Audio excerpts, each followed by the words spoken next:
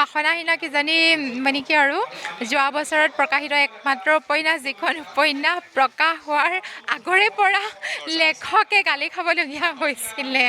চবতকৈ ডাঙৰ কথা 5টা সংস্কৰণ হৈছে।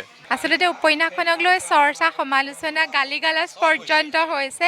আৰু ফ্ৰিজিডিটিক লৈ উপন্যাস লিখাটো বিলাসিতা। এনেকুৱা হৈছিল নেকি কিতাপখন প্ৰকাশ কৰিবলৈ প্ৰকাশকে ভয় খাইছিল? হয়। গ্ৰন্থখন প্ৰচাৰক লৈ আপুনি বিচাৰিছিল নেকি বিতৰ্ক হওক? কেনেবাকৈ কোনোবাই অশ্লীল বুলি কয় নেকি, আটাইতকৈ ভয় আছিল মোৰ সেইটোহে। তাতে গীতালি বৰা আজিকালি নতুনকৈ কবি, আগৰ পৰাই কবি, কিন্তু আজিকালি তাৰ প্ৰভাৱ অলপ বেছি। নমস্কাৰ, মই পল্লৱ দত্ত আৰু আপোনালোকক কোৱাৰ দৰেই গ্ৰন্থমেলাত কিতাপৰ কথা পাতিম। আজিও এখন কিতাপ হাতত তুলি লৈছোঁ, গীতালি বৰাৰ বাসনাহীনা। তেওঁৰ আমাৰ লগতে আছে। আমি জানিবলৈ প্ৰথম চেষ্টা কৰিম যে নামটো কিয় বাসনাহীনা হ'ল? বাসনাহীনা কিয় হ'ল নামটো, এই কথাটো যদি মই কওঁ উপন্যাসখনৰ কাহিনীটোৱে কৈ দিব লাগিব। আচলতে সেইটো মই কৰিব বিচৰা নাই, কিন্তু বহুতে কোৱাৰ দৰে কিতাপখন পঢ়ি কিছুমান প্ৰশ্ন আহিছে মোলৈ। যিহেতু উপন্যাসখন ফ্ৰিজিডিটিৰ ওপৰত বুলি নাৰীৰ, মই আগতেই কৈছোঁ, বহুতে ভাবিছে যে ফ্ৰিজিডিটি শব্দটো মই উপন্যাসৰ নাম কৰোঁতে বাসনাহীনা কৰিছোঁ, যিসকলৰ শাৰীৰিক চেতনা নাই, শাৰীৰিক তাৰণা নাই নাৰী। আচলতে সেই কথাটো নহয়। ফ্ৰিজিডিটি শব্দটোক অসমীয়াকৰণ কৰি মই বাসনাহীনা কৰা নাই। বেলেগ এটা দৃষ্টিকোণৰ পৰা, বেলেগ এটা চৰিত্ৰক, প্ৰটাগনিষ্ট চৰিত্ৰক লৈ উপন্যাসখনৰ নাম বাসনাহীনা কৰা গৈছে। আৰু যদিহে আপোনালোকে উপন্যাসখন পঢ়ে, প্ৰটাগনিষ্ট চৰিত্ৰটো ভালদৰে চাই, তেতিয়া গম পাব কিয় উপন্যাসখনক এই ধৰণে নামাকৰণ কৰা হ'ল। এই কিতাপখনক লৈ চব হৈছে, বিতৰ্ক হৈছে, তৰ্ক হৈছে, আৰু চবতকৈ ডাঙৰ কথা 5টা সংস্কৰণ হৈছে খুব কম দিনত। হয়, খুব কম দিনৰ ভিতৰত উপন্যাসখনৰ 5টা সংস্কৰণ প্ৰকাশ পালে। আচলতে উপন্যাসখনক লৈ চৰ্চা, সমালোচনা, গালি গালাজ পৰ্যন্ত হৈছে। আৰু বাসনাহীনা কিজানি মানে কি আৰু যোৱা বছৰত প্ৰকাশিত একমাত্ৰ উপন্যাস, যিখন উপন্যাস প্ৰকাশ হোৱাৰ আগৰে পৰা লেখকে গালি খাবলগীয়া হৈছিলে। নামটোৰ কাৰণে? নামটোৰ কাৰণে নহয়, বিষয়বস্তুৰ কাৰণে এনেকুৱা ধৰণৰ কথা কোৱা হ'ল যে ফ্ৰিজিডিটিক লৈ উপন্যাস লিখাটো বিলাসিতা, এনেকুৱা ধৰণৰ কিবা কিবি আৰু। কিন্তু যিয়ে নহওক, পাঠকে উপন্যাসখনক মৰম দিছে। খুব কম দিনৰ ভিতৰতে 5ম সংস্কৰণ প্ৰকাশ পাইছে। মই পাঠকৰ ওচৰত কৃতজ্ঞ। এনেকুৱা হৈছিল নেকি কিতাপখন প্ৰকাশ কৰিবলৈ প্ৰকাশকে ভয় খাইছিল? হয়। এনেকুৱা এটা কথা জানিবলৈ পাৰিছিলোঁ মানে। হয়। মোক এটা আগশাৰীৰ প্ৰকাশন গোষ্ঠীয়ে যোৱা 2-3 বছৰ ধৰি এখন উপন্যাস বিচাৰি আছিল। তেওঁলোকক মই কৈছিলোঁ যে মোৰ এখন উপন্যাস লিখা হৈছে। তেওঁলোকে উপন্যাসখন পঢ়িবলৈ বিচৰাই নাছিল, তেওঁলোকে মানে পোনে পোনে প্ৰিণ্টত দিবই বিচাৰিছিল। কিন্তু মোৰ অলপ সংকোচ আছিল, কাৰণ তেখেত যিটো প্ৰকাশন গোষ্ঠীৰ কথা মই কৈছোঁ, তাৰ প্ৰপাইটৰ এগৰাকী জ্যেষ্ঠ ব্যক্তি। আৰু বাসনাহীনাত এনে বহু কথা আছে, এনে বহু দৃশ্যৰ চিত্ৰায়ন আছে, যিখিনি সকলো ধৰণৰ পঢ়ুৱৈয়ে সহজভাৱে নল'বও পাৰে। আৰু তেওঁলোকে কেনেধৰণে ল'ব সেই কথাটো লৈ মই নিশ্চিত নাছিলোঁ। সেয়ে মই অলপ জোৰ কৰিয়ে তেখেতক উপন্যাসখন পঢ়িবলৈ দিলোঁ। উপন্যাসখন পঢ়ি 3য় দিনা তেওঁ মোক ফোন কৰি ক'লে যে, গীতালি, আপুনি বেয়া নাপাব, আমি এইখন ল'বলৈ ভয় কৰিছোঁ, কিন্তু আপোনাৰ লগত ভৱিষ্যতে কাম কৰাৰ ইচ্ছা আছে, আমি নিশ্চয় কাম কৰিম। খুব অনভিপ্ৰেত নাছিল উত্তৰটো মোৰ বাবে। তাৰপিছত মই লগে লগে পূৰ্বায়নৰ স্বত্বাধিকাৰী অমৃত উপাধ্যায়ক ফোন কৰিলোঁ। তেওঁ সাহিত্যৰ ছাত্ৰ। মই ভাবিলোঁ তেওঁ হয়তো উপন্যাসখন বুজিব পাৰিব। অমৃতক ক'লোঁ, উপন্যাসখন প্ৰকাশ কৰাৰ কথাটো পিছত প্ৰথমতে তুমি পঢ়ি চোৱা। অমৃতে উপন্যাসখন পঢ়ি চালে আৰু খুব তাৎক্ষণিকভাৱে তেওঁৰ যিটো প্ৰতিক্ৰিয়া আছিল, মানে গীতালি বা এইখনটো এনেকুৱা ধৰণৰ, তেওঁ খুব উচ্চ প্ৰশংসা কৰিছিল, বুজি পাইছিল মই কিখিনি কথা ক'ব গৈছোঁ। সেয়ে অমৃত উপাধ্যায়ক দিলোঁ উপন্যাসখন। এটা প্ৰশ্ন সুধিম, আপুনি বেয়া পাব নোৱাৰিব। গ্ৰন্থখন প্ৰচাৰক লৈ আপুনি বিচাৰিছিল নেকি বিতৰ্ক হওক? মই একেবাৰে বিচৰা নাছিলোঁ গ্ৰন্থখনৰ প্ৰচাৰৰ সময়ত প্ৰকাশৰ সময়ত বিতৰ্ক হওক। মই বৰঞ্চ ভিত্তিগ্ৰস্ত আছিলোঁ উপন্যাসখনৰ বিষয়বস্তুটোলৈ নহয়, যিবিলাক দৃশ্যৰ চিত্ৰায়ন কৰা গৈছে নাইবা ফ্ৰিজিডিটি বিষয়টো ইমান মুকলিকৈ কোৱা হৈছে, কেনেবাকৈ কোনোবাই অশ্লীল বুলি কয় নেকি, আটাইতকৈ ভয় আছিল মোৰ সেইটোহে। কিন্তু মানে কি ক'ম, মই তেনেকুৱা ধৰণৰ কোনো প্ৰসংগ উত্থাপিত নহ'ল, বৰঞ্চ কিছু প্ৰাজ্ঞ পাঠক আৰু সমালোচকে এনেদৰেহে ক'লে যে মানে বহুত বেছি সীমাৰ ভিতৰত ৰাখি মই বিষয়বস্তুটো প্ৰকাশ কৰিব পাৰিছোঁ। বেলেগ মোৰ কোনো ধৰণৰ প্ৰচাৰক লৈ কিবা হ'ব, হুলস্থুল হ'ব, এনেকুৱা ধৰণৰ কথা নাছিল। আচলতে মোৰ এক ধৰণৰ ভিত্তি আছিল এই কথাটোক লৈ পেলাই, কিন্তু সেইটো ভিত্তি অমূলক আছিল। কিন্তু যি হ'লেও লাভ হ'ল হয়, বিতৰ্কৰ ফলত। বিতৰ্কৰ ফলত কিজানি লাভেই হ'ল। অন্ততঃ কেইজনমান মানুহেতো উপন্যাসখননো কি আছে চাবলৈ কিনিলে, গালি পাৰিবলৈ হ'লেও পঢ়িটো চালে। হয়, 5টা সংস্কৰণ ইমান কম দিনত, আপোনাৰ চাগে এইখনেই প্ৰথম কিতাপ যি ইমান কম দিনত 5টা সংস্কৰণ প্ৰকাশ পাইছে। কি ক'ব পাঠকসকলক, যিহেতু ইমান বিতৰ্কৰ মাজেৰে কিতাপখন পাৰ হৈ গৈছে, তাৰ পাছতো আপোনাৰ পাঠকসকলে কিতাপখনক ইমান ধুনীয়াকৈ আদৰ দিছে?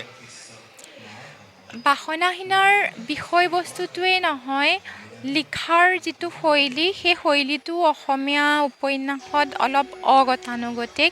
মই প্ৰথমৰে পৰা এটা কথা কৈছিলোঁ, আপোনালোকে বাসনাহীনা পঢ়ক, উপন্যাসখন পঢ়ি আপোনালোকে ভাল পাবও পাৰে, বেয়াও পাব পাৰে, কিন্তু মই এটা কথা নিশ্চিতভাৱে ক'ব পাৰোঁ যে অসমীয়া উপন্যাস পঠনৰ ক্ষেত্ৰত নতুন আপোনালোকে ভাল পাব পাৰে, বেয়া পাব পাৰে, কিন্তু এনেকুৱা এটা টপিক ইগন'ৰ কৰিব নোৱাৰিব। হয়, মানে উপন্যাস পঠনৰ নতুন এটা সোৱাদ পাব। কেৱল বিষয়বস্তুৱেই নহয়, লিখাৰ শৈলীটোৰ দিশৰ পৰাও মই কৈছিলোঁ।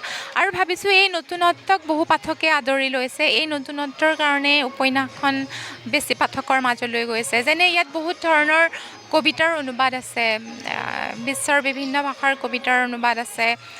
এইটো আচলতে এক ধৰণৰ সাহসেই, উপন্যাসত ইমান কবিতা সুমুৱাবলৈ চেষ্টা। আপুনি খুব সাহসী। নাজানো, কিন্তু মই লেখক হিচাপে নিজৰ ওচৰত সৎ হৈ থাকিবলৈ ভাল পাওঁ। এটা বিষয়বস্তু, এটা ধাৰণা, এটা চিন্তা, এটা কাহিনী মোৰ মনলৈ যেনেকৈ আহে তেনেকৈয়ে মই পাঠকক ক'বলৈ ভাল পাম। এই ক্ষেত্ৰত মই সৎ, সেইটো কথা মই ক'ব পাৰোঁ। যিহেতু মোৰ এনে লাগিছিল যে উপন্যাসখন মই নিজে ধাৰণ কৰাত কিছুমান কবিতা উপলব্ধি নকৰাকৈ, কবিতা নপঢ়াকৈ মই সফল নহয়।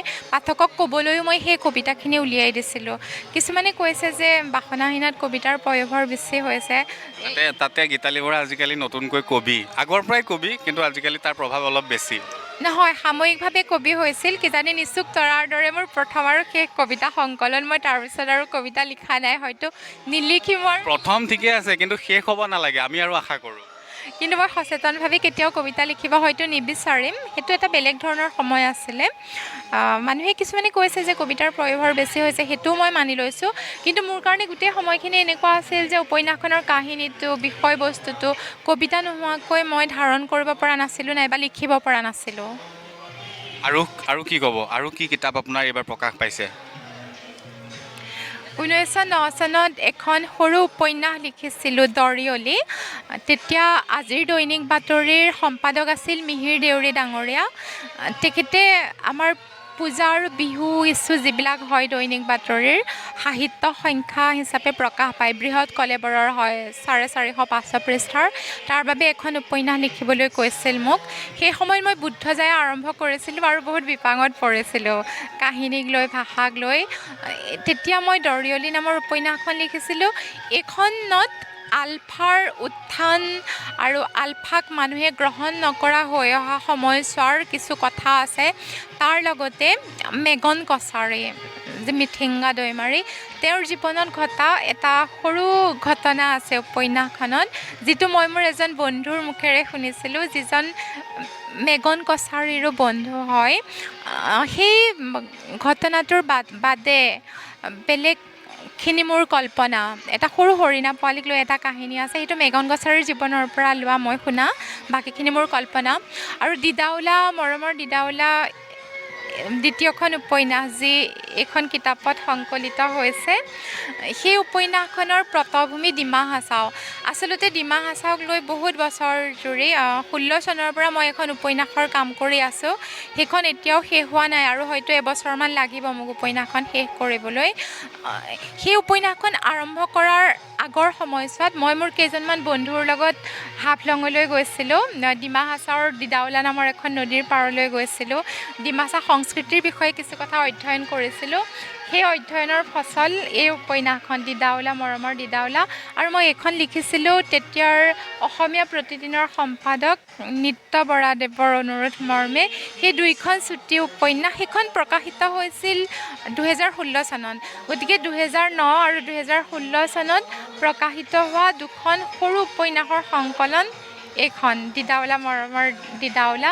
এই দুখন উপন্যাসত কোনো ধৰণৰ সম্পৰীক্ষা নাই, কোনো ধৰণৰ অধিবাস্তৱবাদ নাই, মানে আদি মধ্য অন্ত থকা কাহিনীৰ সৰু দুখন উপন্যাস। মই ভাবিছোঁ পাঠকে আদৰি ল'ব। আচলতে আপোনাৰ যি দুখন উপন্যাস এতিয়ালৈ চাগে হেৰাই গৈছিল, সেই দুখন পাঠকে পুনৰ পোৱাৰ সুবিধা পাব এখন গ্ৰন্থত।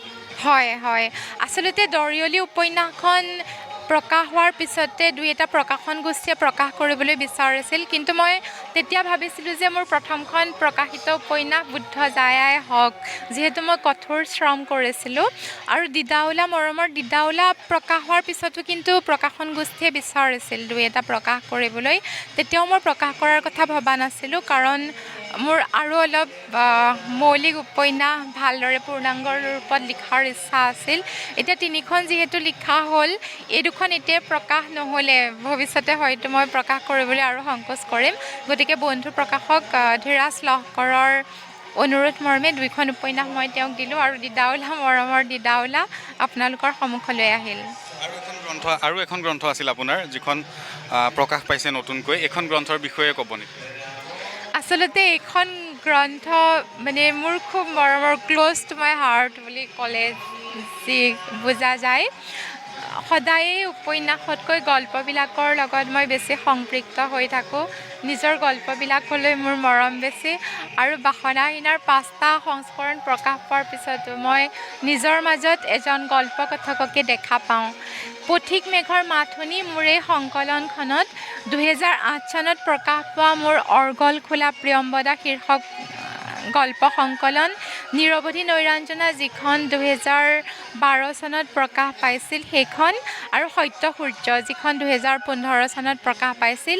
আটাইকেইখন গল্প সংকলনৰ প্ৰায়ভাগ গল্প আছে। 3-4টামান গল্প মই ইয়াৰ পৰা আঁতৰাই দিছোঁ। আচলতে এই 3খন কিতাপৰে অৰ্গল খোলা প্ৰিয়ম্বদা, নিৰৱধি নৈৰাঞ্জনা আৰু সত্য সূৰ্য সংস্কৰণ শেষ হৈছিল, পুৰণা সংস্কৰণ। 3খনৰে নতুন সংস্কৰণ উলিওৱাৰ পৰিৱৰ্তে আগবাকৰ প্ৰকাশকে ভাবিলে সৌমিত্ৰ যোগীয়ে, যিহেতু 3খন তেওঁৱে প্ৰকাশ কৰিছিল, যে একত্ৰ সংকলন কৰা যাওক। প্ৰস্তাৱটো তেওঁৰ পৰা আহিল আৰু মই মানি ল'লোঁ। মই ভাবোঁ যে যিসকলে মোৰ গল্প পঢ়িছে, যদিহে পথিক মেঘৰ মাত শুনি পঢ়ে, ভিন্ন সময়ত লিখা মোৰ ভিন্ন মেজাজৰ গল্প পাব। যেনেদৰে অৰ্গল খোলা প্ৰিয়ম্বদাত আৱেগৰ প্ৰাধান্য আছিল, একাকিত্বৰ নিসংগতাৰ কথা আছিল। নিৰৱধি নৈৰাঞ্জনাৰ যিখিনি গল্প সেইখিনি সামগ্ৰিকভাৱে পুৰা কথা আধাৰিত আছিল। আৰু সত্য সূৰ্যৰ গল্পখিনিত কিছু পৰিমাণে জীৱন জিজ্ঞাসা আছিল, আত্মজৈৱনিক 2-এটা গল্প আছিল। তাৰ লগতে মানুহৰ শৰীৰ সন্দৰ্ভত, নন্দন তত্ত্ব সন্দৰ্ভত মনত উদয় হোৱা কিছুমান প্ৰশ্ন, শৰীৰ প্ৰথমতে নে হৃদয়, হৃদয় প্ৰথমতে নে আত্মা, আত্মাৰ জৰিয়তে শৰীৰ নে শৰীৰৰ মাজেৰে গৈ আত্মা, এনেকুৱা ধৰণৰ মোৰ মনত যিবিলাক দ্বন্দ্ব আছিল, প্ৰশ্ন আছিল, এই গল্পলানিৰ জৰিয়তে মই প্ৰকাশ কৰিছিলোঁ। গতিকে এই কিতাপখনৰ একত্ৰ পঠন মোৰ গল্প ভাল পোৱা পাঠকৰ বাবে সুখকৰ হ'ব বুলি মোৰ ধাৰণা। নিশ্চয়কৈ। আৰু আপোনাৰ এই 3খন গ্ৰন্থ এতিয়া যিসকলে গ্ৰন্থমেলালৈ আহে তেওঁলোকে সকলো বিপণীতে পাব নিশ্চয়।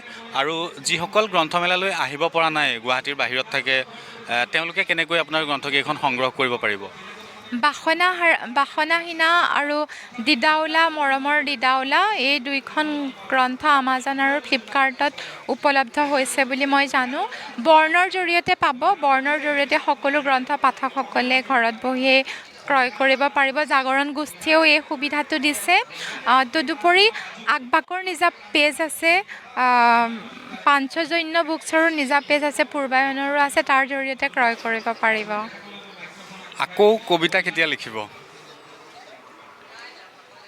আচলতে বাসনাহীনা লিখি থাকোঁতে দুই এটা কবিতা এটা চৰিত্ৰই লিখিছিল।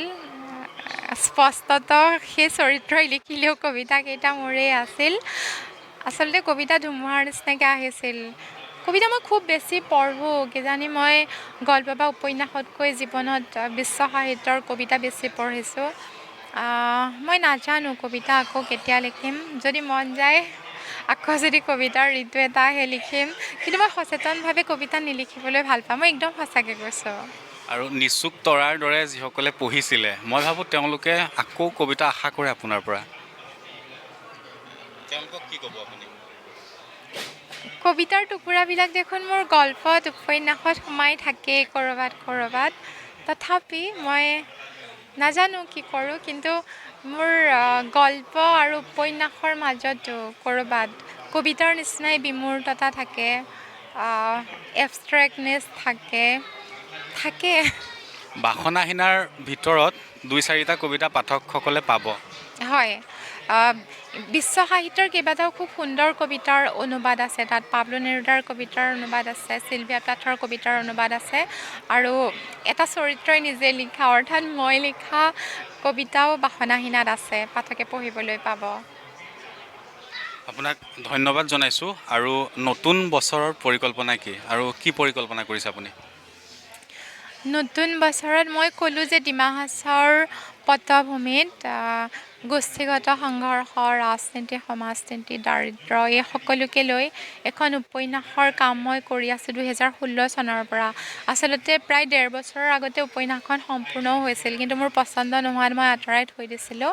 এতিয়া মই ভাবিছোঁ যে বুক ফেয়াৰ যোৱাৰ পিছতে মই ডিমা হাছাওৰ কিছুমান গাঁৱলৈ যাম, আৰু কিছু পঢ়া শুনা কৰিম, আৰু উপন্যাসখনৰ কাম ভালদৰে কৰিম, আৰু অন্ততঃ 2টা ভাল গল্প লিখিবলৈ যত্ন কৰিম। 2022 আমি পাৰ কৰি আহিলোঁ। যদি আপুনি ঘূৰি চাই এবাৰ, কি ক'ব? 2022 আমি জানো, আমি বহুত কিবা কিবি জানো। হয়, 2022 চনটো মোৰ জীৱনত মচিব নোৱাৰা এটা বছৰ হৈ থাকিব। মই মোৰ দেউতাক হেৰুৱালোঁ 2022 চনত। দেউতাৰ লগত মই আটাইতকৈ বেছি ক্ল'জ আছিলোঁ। 2022 বুলি ক'লে সেই কথাটোৱে মোৰ বেছিকৈ মনত থাকে, কিন্তু বছৰটোৱে মোক দিছেও বহুত।